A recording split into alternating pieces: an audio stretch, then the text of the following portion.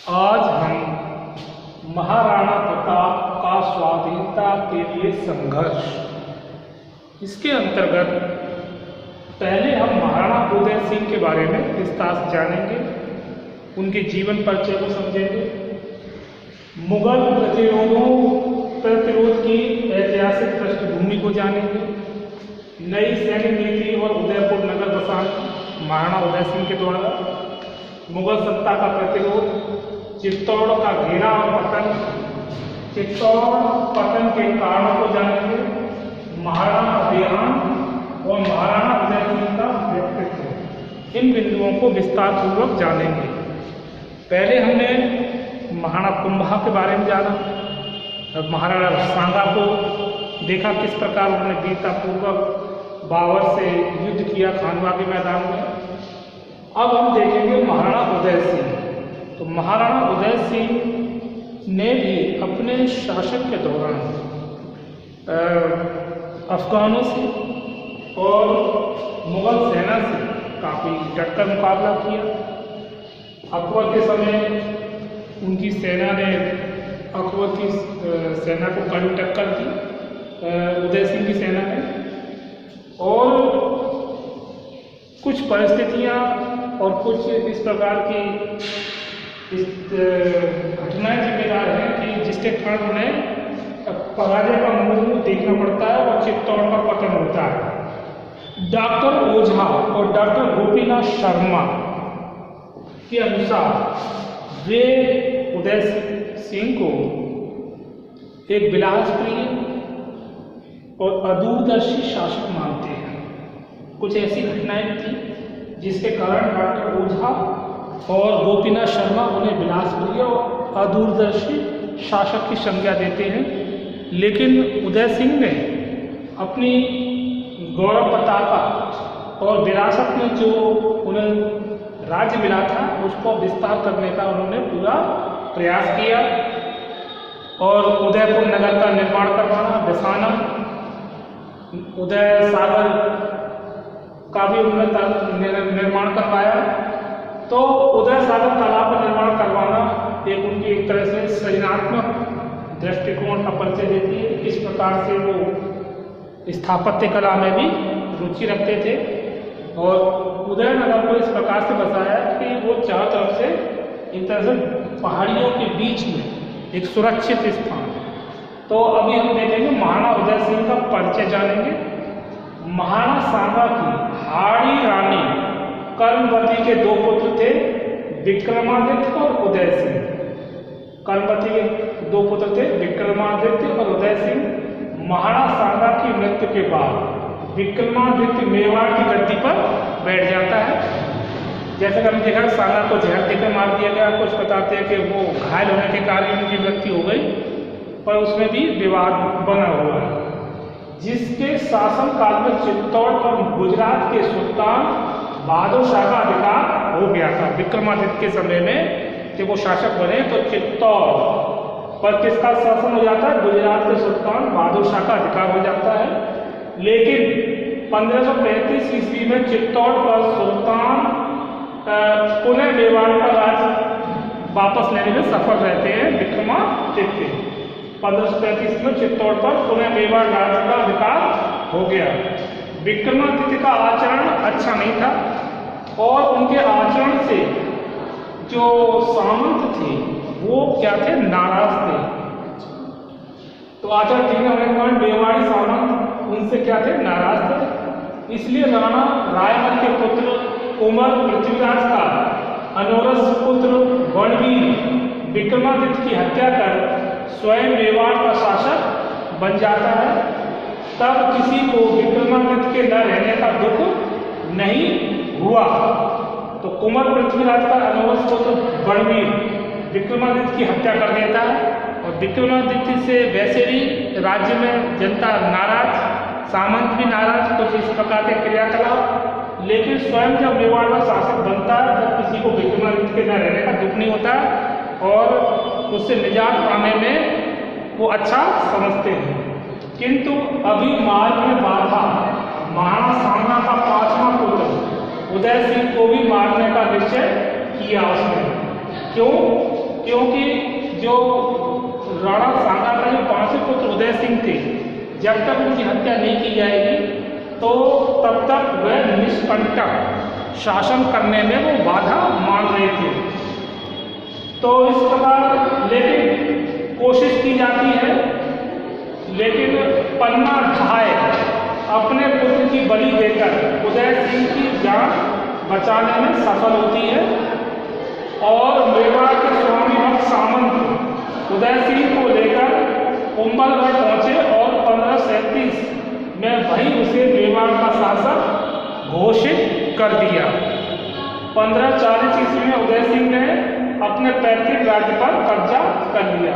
तो इस प्रकार उदय सिंह के शासक बनने में स्वामी भक्त सामंतों का बहुत बड़ा योगदान देखने को मिलता है और 1537 में वही उसे मेवाड़ का शासक घोषित कर दिया जाता है। 1540 में उदय सिंह ने अपने पैतृक राज्य पर कब्जा कर लिया, यानी पूर्ण रूप से जो शासक जो बना वो 1540 ईस्वी में उदय सिंह मतलब अपने राज्य पर कब्जा करने में सफल होता है। मुगल प्रतिरोध की ऐतिहासिक पृष्ठभूमि इसको जानेंगे। महाराणा उदय सिंह को अपने शासनकाल के प्रारंभ में अफगानों के आक्रमण का सामना करना पड़ता है। अफगानी मतलब उनके सीमा क्षेत्र में अपना अधिकार जताने के लिए आक्रमण करते रहते हैं, जिसका वो सामना कुशलतापूर्वक से उदय सिंह करते हैं। अफगान शासक शेरशाह सूरी 1543 ईस्वी में मारवाड़ विजय के बाद चित्तौड़ की ओर आया। उदय सिंह शेरशाह से मुकाबला करने के लिए तैयार नहीं था, क्योंकि अभी उसको इतना अनुभव नहीं था कि वो किस प्रकार से अफगान सेना से निपटे। तो शेरशाह सूरी के पास वह क्या करता है कि एक युक्ति से काम लेता है और अपने क्या करता है कि उससे मुक्ति पाने के लिए दुर्ग की वो कुंजियां जो चाबियां हैं वो शेरशाह के पास भिजवा देता है। शेरशाह भी समझ जाता है कि जो उदय सिंह है वो युद्ध नहीं करना चाहते हैं और शांति चाहते हैं, अतः इसी उद्देश्य को लेकर वो क्या करते हैं, संतुष्ट होकर वापस लौट जाता है। केवल अपने राजनीतिक प्रभाव रखने के लिए खवास खां को चित्तौड़ छोड़ जाता है। उदय सिंह ने सूझबूझ से काम लिया और डॉक्टर गोपीनाथ शर्मा ने हाजी खां की पराजय का उल्लेख भी किया है। और डॉक्टर गोपीनाथ शर्मा और डॉक्टर ओझा जो ये मानते हैं कि उन्होंने अदूरदर्शिता से भी काम लिया था। इसके बाद नई सैनिक नीति और उदयपुर नगर बसाना, नई सैनिक नीति और उदयपुर नगर बसाने में देखेंगे। महाराणा उदय सिंह ने शेरशाह की सैन्य शक्ति से तो मेवाड़ को बचा लिया तथा धीरे धीरे अफगानों के प्रभाव को समाप्त कर दिया, किंतु मुगल शक्ति से निपटना आसान नहीं था। उसने उदयपुर नगर को बसाया और उदय सागर तालाब का भी निर्माण किया। ये उदय सिंह की एक तरह से सृजनात्मकता को दिखाता है कि किस प्रकार से वो उदयपुर नगर का निर्माण करवाते हैं और उदय सागर तालाब का भी उन्होंने निर्माण करवाया। उदय सिंह की नीति परंपरागत नीति से भिन्न थी। वह अपनी नीति से मेवाड़ का दक्षिणी पश्चिमी भाग सीधे नियंत्रण में ला सकने में सफल रहे।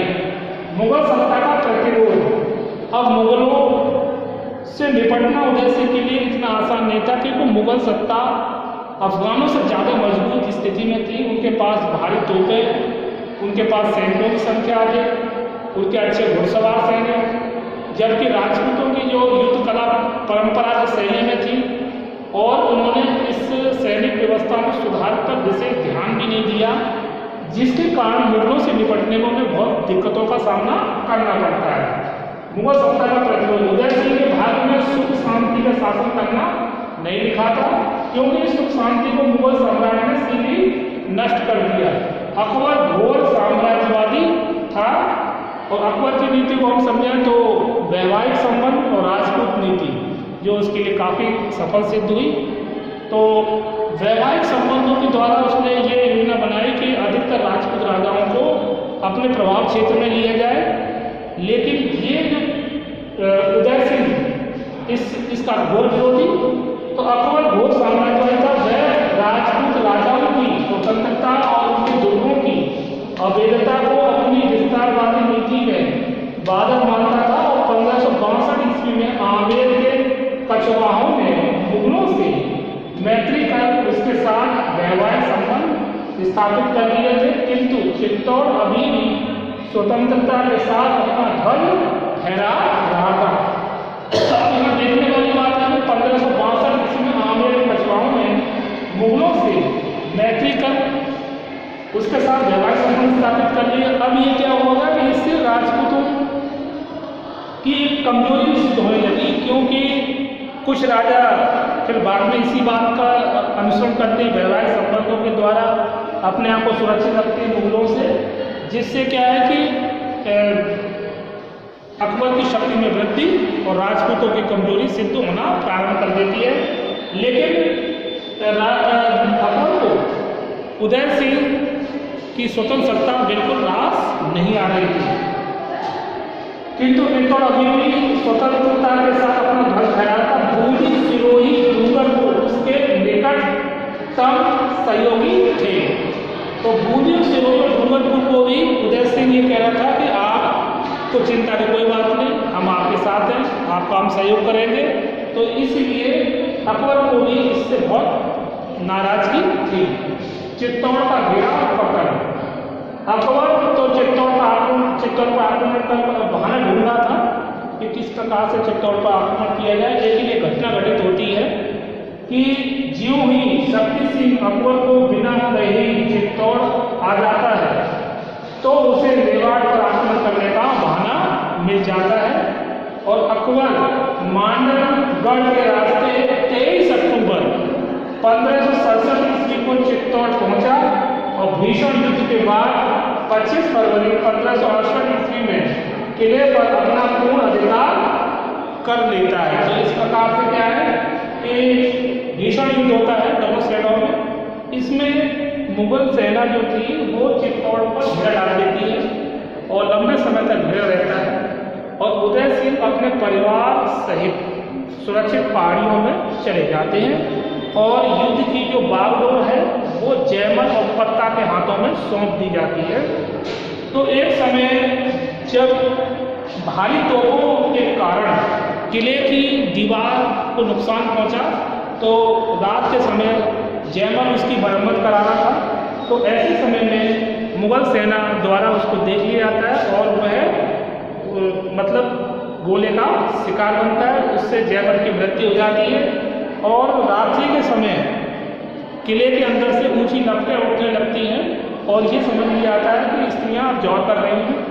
तो फिर इसके बाद किले के द्वार खोल दिए जाते हैं, जिसमें भीषण युद्ध होता है मुगल सेना और राजपूत सेना में, जिसमें काफ़ी लोगों सैनिक मारे जाते हैं। और इसमें जयमल और पत्ता की वीरता भी प्रदर्शित होती है कि किस प्रकार वो पूर्ण कुशलता के साथ युद्ध करते हैं और वीर गति को प्राप्त होते हैं। और स्वयं अकबर भी इस युद्ध के बाद काफ़ी जयमल और पत्ता से भी प्रभावित हुए। चित्तौड़ पतन के कारण अब भी देखेंगे कि राजपूतों ने दुर्ग की रक्षा हेतु अपना अदम्य साहस का परिचय तो दिया, पर चित्तौड़ को बचा नहीं पाए।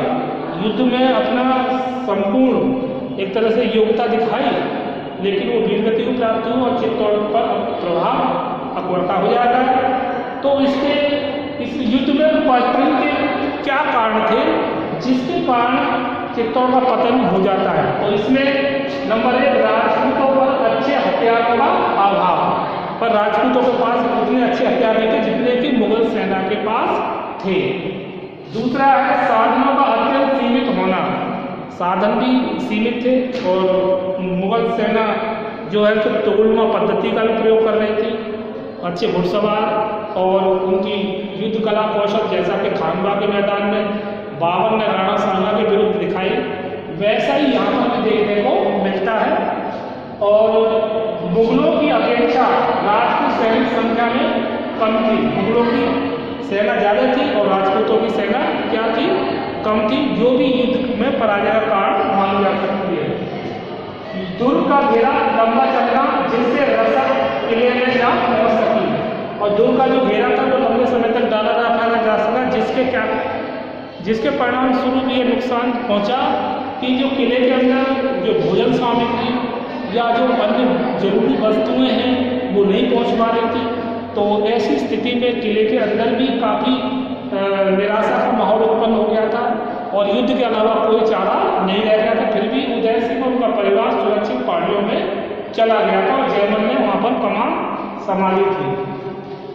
तो ये भी कारण है चित्तौड़ के पतन का कारण, और इसका जयमल की मृत्यु ने राजपूतों के साहस को तोड़ दिया था। तो जयमल और तख्ता जो काफ़ी वीरतापूर्वक लड़े पर उनकी मृत्यु हो जाती है, तो अकबर क्रोधित होकर कत्लेआम का आदेश देता है और जो असैनिक स्त्री पुरुष भी काफ़ी संख्या में मारे जाते हैं। इसकी इतिहासकारों ने आलोचना भी की है अकबर की इस नीति का। महाराणा का देहांत, महाराणा उदय सिंह का देहांत किस प्रकार से हुआ उसको जानेंगे। चित्तौड़ के पतन के बाद महाराणा का हृदय टूट गया और फिर अधिक समय तक वो जीवित नहीं रह सके। उन्हें इस बात से काफ़ी क्षोभ हुआ। बादशाही फौज आकर बार बार उदय पर हमला करने लगी इसके बाद, और इससे क्या हुआ, शक्ति क्षीण होने लगी और शक्ति में काफ़ी मतलब गिरावट आई और मुगल सेना से जो चित्तौड़ की सेना है वो काफ़ी भयभीत भी रहने लगी कि अब कैसे उनके विरुद्ध युद्ध को जीता जाए, उनका मुकाबला किया जाए। 1570 ईस्वी में महाराणा कुंभलगढ़ गए और वहाँ से फौज एकत्रित कर गोगुंदा आए और महाराणा ने 1571 ईस्वी का दशहरा गोगुंदा में ही किया। दशहरे के कुछ महीनों बाद बीमार उदय सिंह पड़ जाते हैं और 28 फरवरी 1572 ईस्वी को महाराणा का देहांत हो गया और गोगुंदा में छतरी उनकी बनी हुई है। तो महाराणा उदय सिंह का देहांत कब हुआ, 28 फरवरी 1572 ईस्वी को इनका देहांत हो जाता है और इनकी याद में छतरी बनाई गई है गोगुंदा में। महाराणा उदय सिंह का व्यक्तित्व, अब इसको जानेंगे कि उनका व्यक्तित्व किस प्रकार का था। महाराणा उदय सिंह में साहस, धैर्य, दूरदृष्टापूर्ण बुद्धि आदि वीरोचित गुणों का कोई अभाव नहीं था, यानी सद्गुण संपन्न। उदय सिंह एक महान योद्धा ही नहीं बल्कि एक अच्छे निर्माणकर्ता भी थे। जैसा कि हमने देखा, उदयपुर नगर बसाना और उदय सागर का निर्माण करवाना, और भी इन्होंने कुछ मंदिर भी बनवाए। उन्होंने उदय सागर तालाब, मोती मगरी के महल और गिरवा के गांवों को बसाकर इसका परिचय दिया कि किस प्रकार से वो स्थापत्य कला में भी रुचि रखते थे। डॉक्टर ओझा और डॉक्टर गोपीनाथ शर्मा ने उनके विलासप्रिय शासक होना बतलाया और उनमें योग्यता की कमी बताती है और कुछ उनकी जीवन में गलतियां भी हैं जिसका उन्हें नुकसान भी उठाना पड़ा। तो आज हमने महाराणा प्रताप और स्वाधीनता के लिए संघर्ष के अंतर्गत महाराणा उदय सिंह उनके परिचय को जाना कि किस प्रकार से उनकी रक्षा एक पन्ना ढाई अपने पुत्र की बलि देकर उनकी जीवन की रक्षा करती है और 1537 ईस्वी में वे मेवाड़ के शासक घोषित होते हैं और 1540 में उदय सिंह पैतृक राज्य पर कब्जा करने में सफल रहते हैं। मुगल प्रभुत्व की ऐतिहासिक पृष्ठभूमि हम देखा कि किस प्रकार वे अफगानों का तो सामना करने में सफल रहते हैं और किस प्रकार शेरशाह से भी मुकाबला करने में सफल रहते हैं। तो वहाँ पर अपनी जो एक योजना के अंतर्गत युद्ध से अपने राज्य को बचा लेते हैं और लेकिन फिर भी शेरशाह अपना एक जो प्रतिनिधि के रूप में राजनीतिक प्रतिनिधि छोड़कर खवास खां को चित्तौड़ से चला जाता है और इस पर कई सैनिक और उदयपुर नगर बसाना ये उनकी एक तरह से पुरातन वो स्थापत्य कला और सृजनात्मक कार्यों को संकेत करता है और मुगल सत्ता का प्रतिरोध उन्हें झेलना पड़ता है और उन्हें जो अकबर है वो ये जानता था कि जब तक चित्तौड़ राज्य का पतन नहीं होता तब तक वह निष्कंटक राज करने में हमेशा बाधा बना रहेगा। इसीलिए वह उसके प्रति युद्ध की नीति अपनाता है। चित्तौड़ का घेरा और पतन, चित्तौड़ पर आक्रमण 23 अक्टूबर 1567 ईस्वी में चित्तौड़ पहुंचा। भीषण युद्ध के बाद 25 फरवरी 1562 ईस्वी में किले पर अपना पूर्ण अधिकार कर लेता है। चित्तौड़ पतन के कारण का देखा कि चित्तौड़ का पतन क्यों हुआ, इसके दोस्त नंबर 1 राजपूतों का अच्छे हथियारों का अभाव, साधनों का अत्यंत सीमित होना, साधनों का मुगलों की अपेक्षा राज्य की सैनिक संख्या में कमी होना, दुर्ग का घेरा लंबा चलना जिसके नजर किले में न पहुंच सकी, और जयमल की मृत्यु ने राजपूतों के साहस को तोड़ दिया था। इसके बाद महाराणा का देहांत 28 फरवरी 1572 को महाराणा का देहांत होता है और गोविंदा की छठी याद में बनी हुई है। महाराणा जयसिंह का व्यक्तित्व वो एक कुशल योद्धा, दूरदर्शितापूर्ण बुद्धि और वीरोचित गुणों से उनमें कोई अभाव नहीं था। मतलब एक बहुत कुशल और दूरदर्शी शासक हुए और उदय सिंह के महान योद्धा व्यक्ति अच्छे निर्माणकर्ता भी थे। उन्होंने उदय सागर तालाब, मोती मंगली के महल और गिरवा के गांवों को बसाकर इसका परिचय दिया है। लेकिन डॉक्टर ओझा गोपीनाथ शर्मा उनसे अच्छे प्रशासक के रूप में उनको नहीं देखते हैं। तो आज हमने महाराणा उदय सिंह के बारे में विस्तार से इस वीडियो में जाना। इसके आगे हम और अधिक जानकारी प्राप्त करेंगे। आज बस इतना ही। ओके।